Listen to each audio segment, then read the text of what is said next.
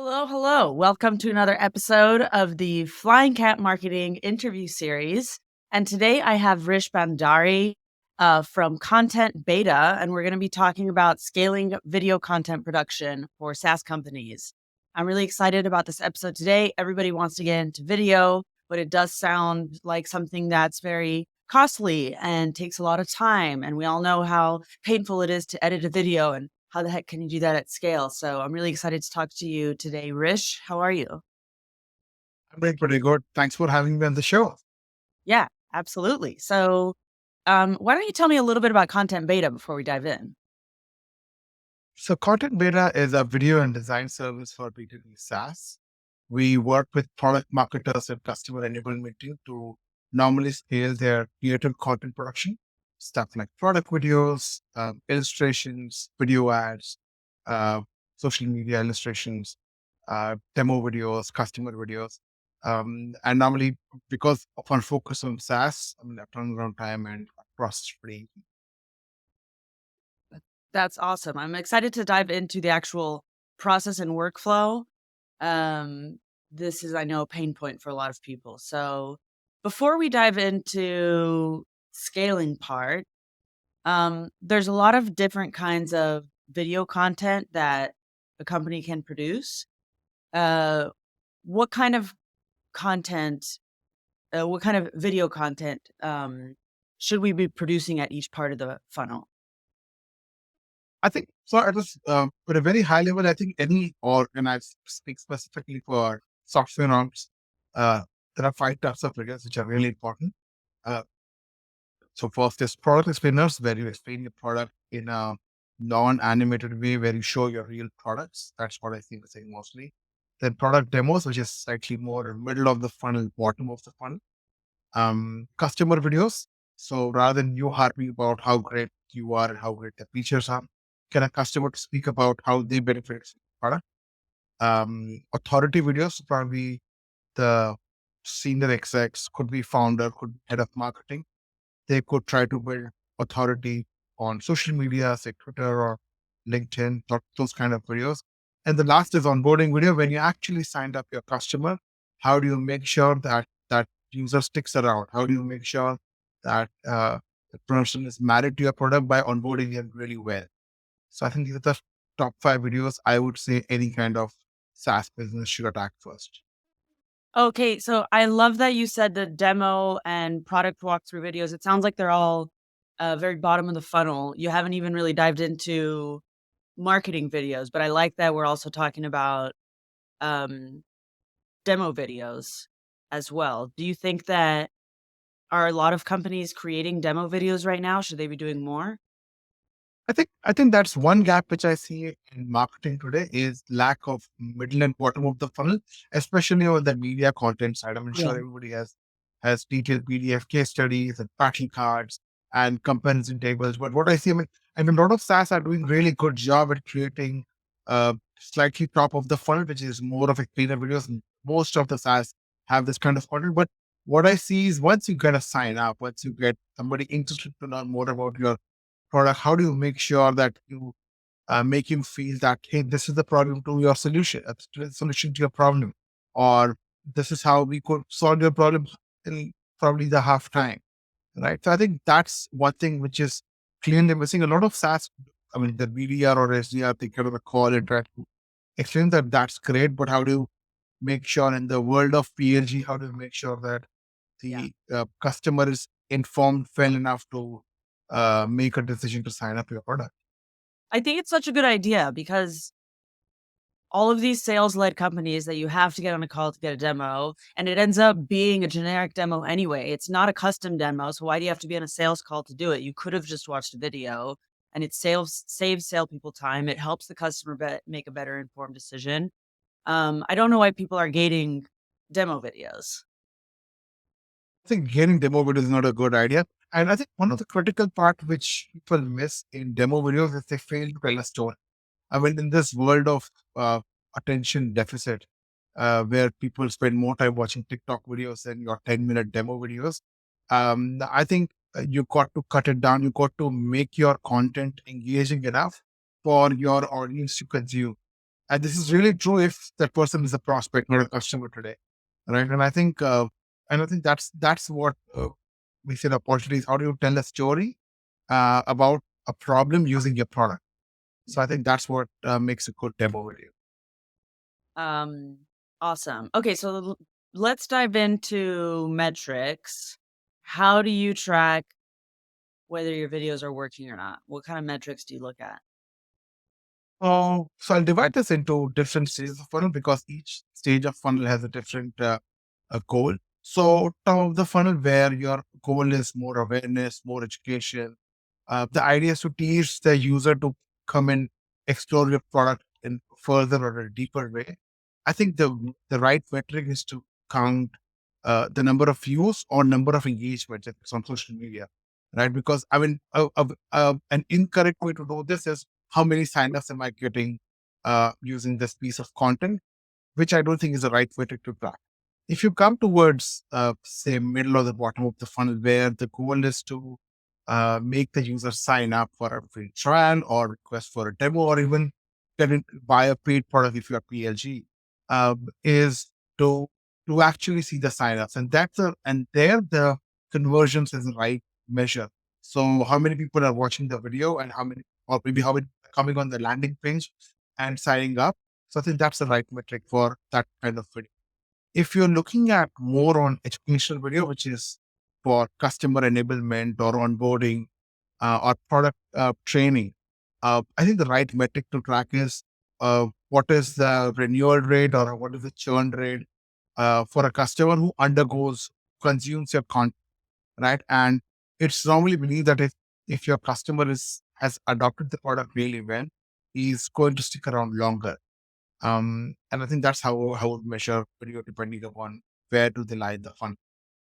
Is that hard to track? To track like how the customers who consumed your video and and how quickly they churn or don't churn? How do you get that I data? think, yeah, I think most tools which are meant for onboarding, you can say Intercom or you could say Pindo, they could track that how many people undergo through types of user who have undergone the product tours and I mean, you could create cohorts based on their user behavior. So using some sophisticated tools, of course, you can track. And I would strongly recommend tracking it because otherwise, just creating content and hoping that it will work Yeah. may not always stand. So, what are some low cost ways to produce content? Because the way that I produce content here, we're recording on Riverside. Then I have a small team who produces it, but it's not high level production. I don't have much going on the content that I create. Um, and I'm not able to do this at scale right now with the small team that I have. So, what are some low cost ways to do it? It depends upon which stage as a marketing team you are, right? So if you're at a very early stage, I would I would stick to creating content in house, and there are really good tools around. There is Loom, there is Descript, there is Canva, there is Riverside, like how you told. You could create. I mean, just write down your script, create your notes, and talk in front of your camera. If you scale a bit more, if you want to create, because as you scale, I mean, as you scale more, you will need more of this creative content, and probably you could not create everything in house. There are three ways people approach this problem. They either go and get freelancers on Upwork platforms, or they would hire agencies. And the third is maybe they hire more creative people involved.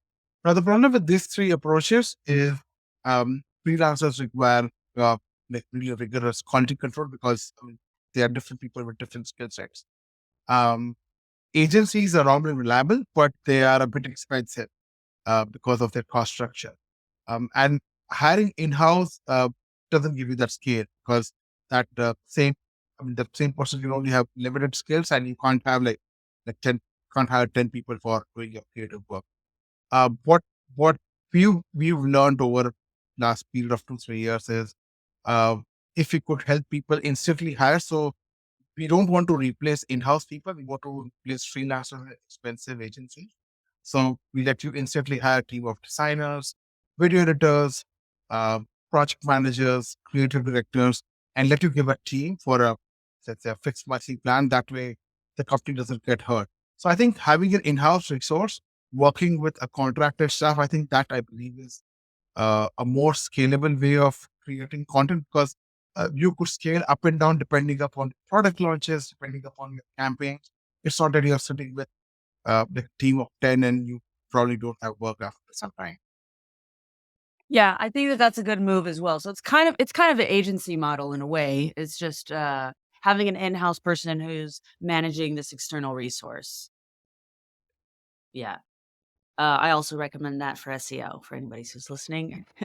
So let's talk about workflows. How do you templatize a video production workflow in a smooth way? So what we do is we try to break down any process based on skills. For example, any video will have three kinds of stages. One is you get the script right, then you get like a storyboard right, and third is you get the video right. For each of these stages, we create an in-depth, like a step-by-step process, so that any new person who joins our team could easily learn it, and it's transferable from person A to person B just in the form of documentation. Once we have documented our process, we create internal checklists, right? So, for example, if I am supposed to write script for my video, step one, go to your customer's G2 profile, read all their reviews. Uh, you can also go to your customers' competitors' profile and try to read the reviews, at least the language. Right? Step two, pick up a story model and try to fit in the problems first. Step three, figure out sorry. Step two was a list of the features of the product. Step three is why does these features exist and what's the rationale, what's the benefit they get. And step four, put them together in a storyboard model. Uh, and so that works. And then we have a checklist that, hey, is this part covered? Have you checked if something is missed out, or have you checked with storyboarding template you have used? So I think by documenting process, creating creating checklists, and a variety of library, like a curated library. For instance, if I want to introduce a product internally, we have close to 1,500 ways to introduce a product in form of a video script. Right? If I want to talk about call to action, we have another 600, 700 ways to how to make somebody take an action after watching the video. So I think curating a lot of pieces of content with the same pattern, I think that also helps a lot, because you don't have to rethink this again and again. I mean, and this is useful even if you're doing this in-house. What, A what do lot of you people do these in the form of ads, where they curate a lot of ads by different people in the same industry, so that you could use for inspiration. This is a very similar way where we create processes. So is this like a swipe file of Yeah, it's CTA? it's like it's exactly like a swipe file. Okay, so it's not for one company that I would have 600 different ways to give a CTA. No. So we would have looked at 600 different videos, and we would have put together what CTS they have used. Not that Okay. every video we would have created could be somebody else's video which we liked on YouTube. And we just put that together, and internally, whenever we do a search, we just keep a filter and see what works well. Okay. Okay, cool. So you have an internal swipe file for all the different steps. Yeah.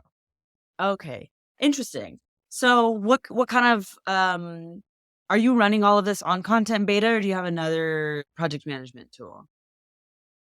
So we use the project management tool. So what we realize is the customer doesn't want to spend a lot of time, right? And back and forth, it's really painful. And most of the agencies are not able to solve that problem, especially on the video content creation side. Any creative content creation side, I mean, that's the problem which we see. So what we've done is we have a project management tool where people can just create a request, and like a Slack community, people can just respond to that particular thread. So no exchange of emails, no getting on Zoom calls. Even if we give a customer a video or a design to review, everything is on collaborative mode, right? So you can comment, click and point, and comment something. So it's easier, no confusions and less subjectivity. So we do everything using a project management tool. So how many people And on a standard content production team, video content production team, what kind of roles are involved? What does it take? So my team is 40 people team. And for operations, we are 22 content creation side. So there are so there are like four kind of people who are involved. Uh, at the bottom are the people who really are on the ground. They are script writers and video editors. Now the person who controls the creative project is a creative director. We call it storyboarding artist, and he coordinates with both the script writer and the video editor. Above that, we have a project manager who would look at multiple projects. So project manager is basically a promoted version of a creative director. So that person has spent a lot of time and has a lot of experience in managing creative projects, but it's more managerial where you can review stuff and allocate bandwidth. Mhm. And over the top of project manager, we have a head of operations whose actual goal is to make each of the processes in place. So how can we update our swipe file? How can we improve our checklist? What else can we do to improve our quality, right? Or even measuring that, hey, if we have six people working on a project, typically on a video project, we've got at least 4 to 6 number of people who are working. There's somebody who does script, there's somebody who does copy review, somebody who does creative direction, video editor, animation, and then the project manager. So that's the type of people who are involved. But we make sure that for the client, it's just one person because you can't like shoot the customer from all the sides. So we Yeah. have like a one account manager who will talk to the client and make sure that their expectations are being met from the project. And what do you think? So if the client was to do it in-house, because you're speaking about content beta and your agents or the model that you guys have there, what would be if I were a marketing manager at a SaaS company and I wanted to build my first video production team that I would later scale, what would like my first uh, core team look like? Who are the first group of people that you hire? I think normally our buyers are VP of marketing and head of marketing, and our platform's users are marketing managers, right? So they normally have a team of 2 or 3 marketing managers. Uh, they could also be into demand gen or could be managing or maybe content managers. So only 2 or 3, and then they work separately. These 3 separately work on their projects depending on which campaigns they are active on, and they start getting requests with us. So that's the typical model which we have seen. Okay. So last question for you. If you've spent all this time creating all this content, the problem with video content is that it can become quickly outdated, right? I know from experience, we create so much video for our SOPs and for our processes, and then 6 months later, our processes are completely different. We're like, okay, these videos don't make sense anymore. Do you have a good process for refreshing video content? So I think this problem is more relevant for software companies because the product teams of the software companies are working really hard to create new features, improving the product, and the product might look something really different 6 months down the line, 8 months down the line.